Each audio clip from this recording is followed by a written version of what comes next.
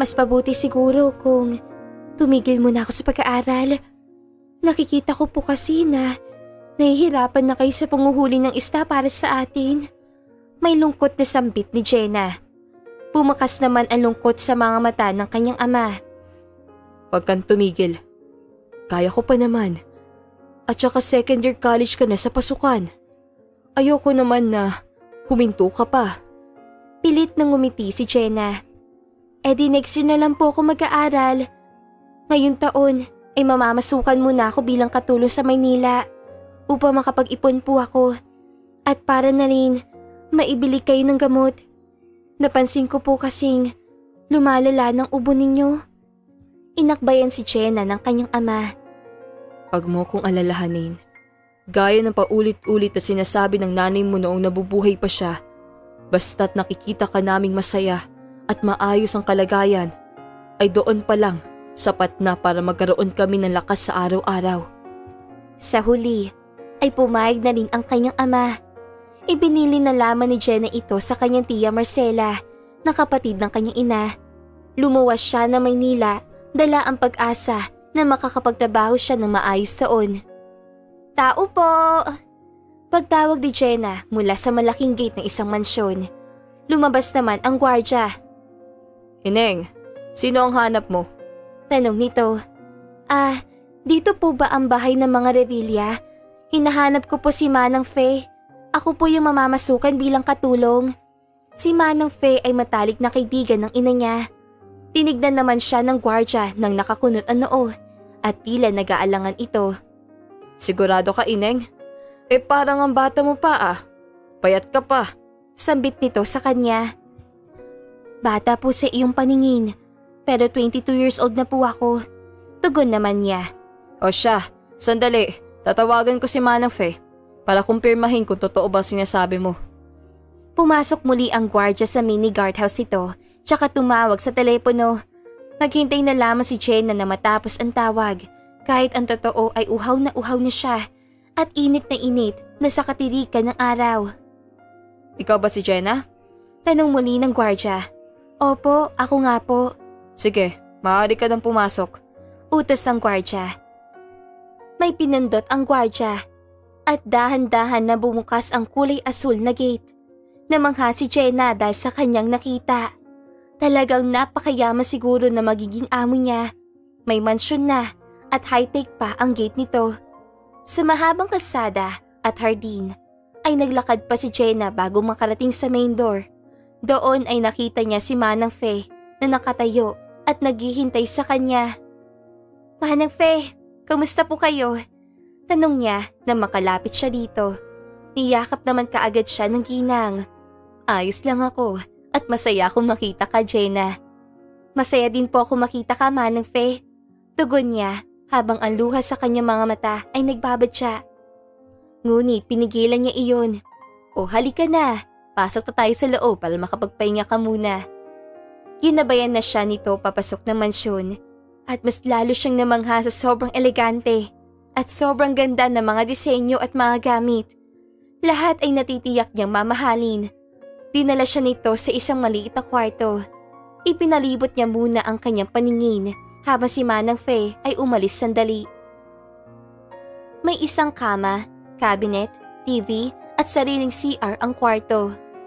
Ito ang magiging kwarto mo, Jenna. Nakangiting sambit ni Manang Fe na makabalik ito habang may hawak na tray na naglalaman ng juice at sandwich.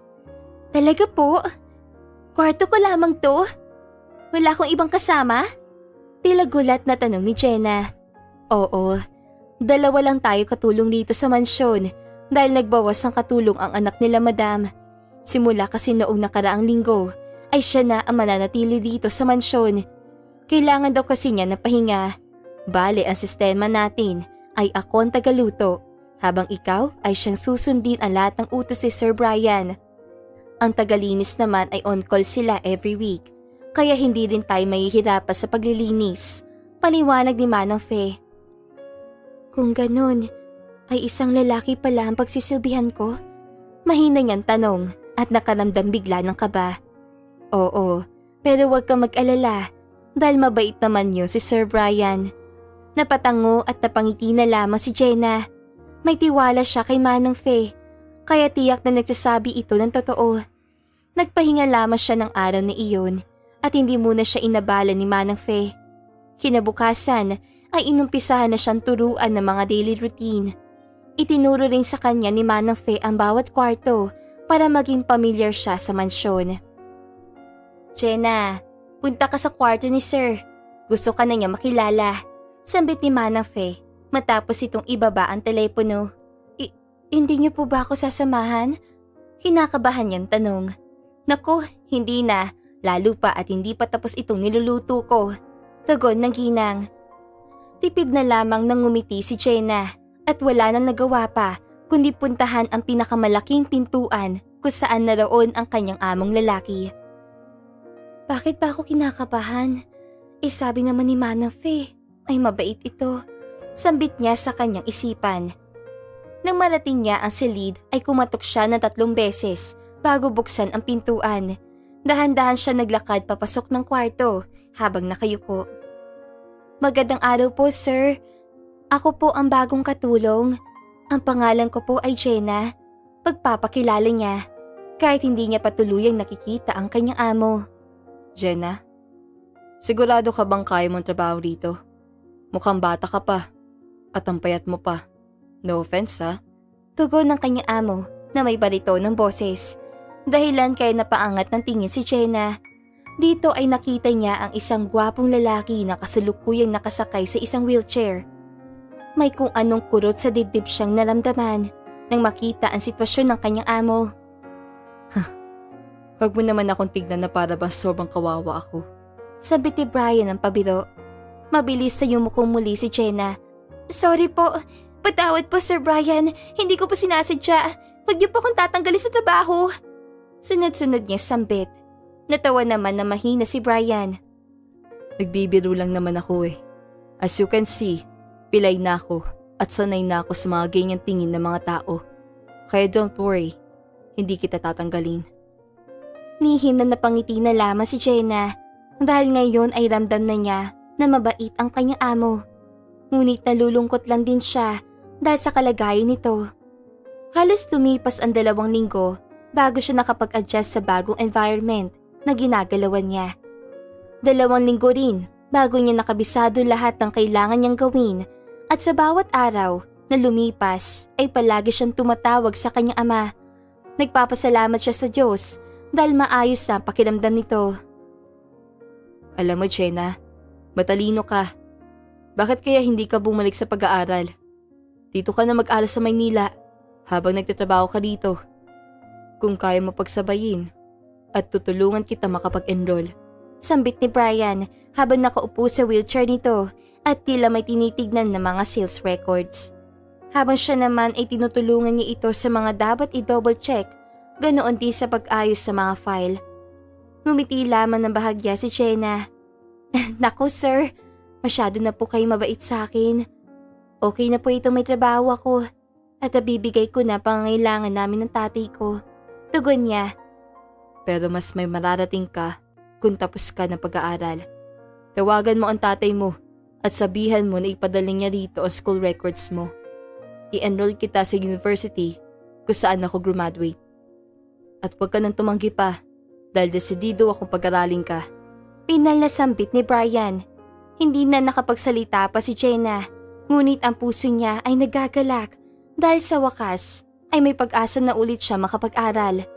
Talaga nga atang, malakas siya sa itaas dahil ang amo niya ay tila hulog ng langit sa kanya. Hinding-hindi niya bibiguin ang kanyang amo, lalo na ang tiwalang ibinigay nito sa kanya. Tunay na ginawa niya ang lahat. Mapagsabay lang ang kanyang trabaho at ang pag-aaral. Lihim na rin niyang nararamdaman ang tila isang kakaibang pakiramdam para sa kanyang amo. Hindi naman ito mahirap mahalin. Dahil bukod sa gwapo ito, ay talagang may mabuting puso. Unti-unti niya ito nakilala. Napilay pala ito dahil sa aksidente. At ang mga magulang niya ay nasa abroad, kaya siya lang ang narito sa mansyon. Isang araw, habang nasa kwarto siya ng binata at naglilinis, ay narinig niya ang marahang pagkatok sa pintuan Nang buksan niya iyon ay isang ginang ang siyang sumalubong sa kanya. Maganda ito kahit may edad na. Nakapustura at tila kahawig ng amo niyang lalaki. "Where's Brian?" Tanong nito na may pagkamataray. Nasa shower room po. Naliligo." Pumasok ang ginang at tumitig sa kanya habang nakakunot ang noo. "Naliligo siya? At ikaw ay narito sa kwarto niya? Ikaw ba si Jenna?" Bigla ay bumilis ang tibok ng puso niya dahil sa takot at kaba kahit na hindi niya naman dapat malamdaman yun dahil wala naman siyang ginagawang masama. Ako nga po," utal na tugon ni Jenna. Ngumisi ang ginang. "So it was you? Ikaw yung babaeng linta na sinasamantalang kabaitan ng anak ko?" Nagulat si Jenna sa paratang nito sa kanya. Naku madam, hindi ko po sinasamantalang kabaitan ni Sir Brian. Bagkus ay thankful pa nga po ako dahil sa kabaitan niya." "I heard enough. Kitang-kita ng gwardya kung paano mo landiin ang anak ko. Kaya ako umuwi ay para putulin ang pakpak mo. Umalis ka na rito sa pamamahay ko."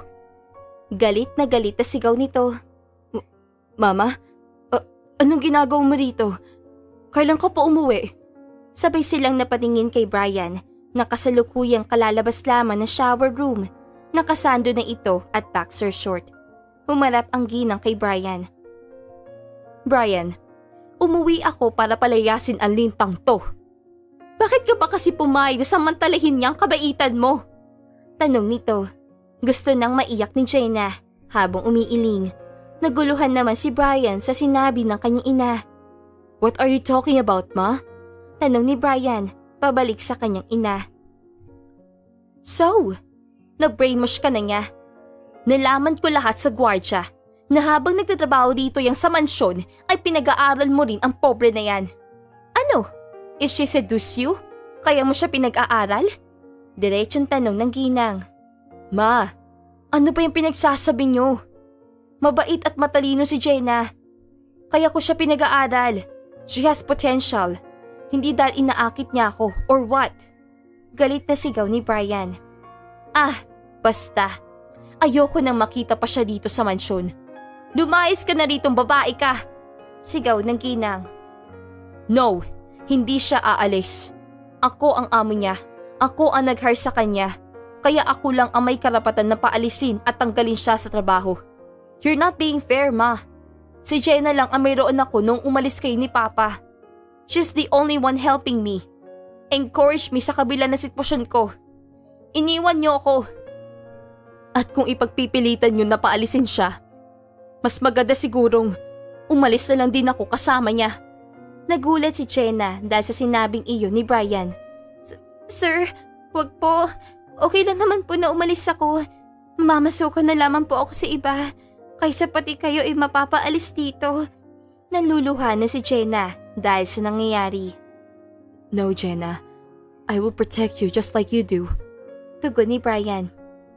"As you can see, ma, hindi na ako bata. Hindi na rin ako sobrang kawawa simula nang malumpo ako. Makikita mo ang pagbabago sa itsura ko. Umayos na muli ang kalusugan ko. And I do tear face. And it's all because of Jenna. She gave me hope.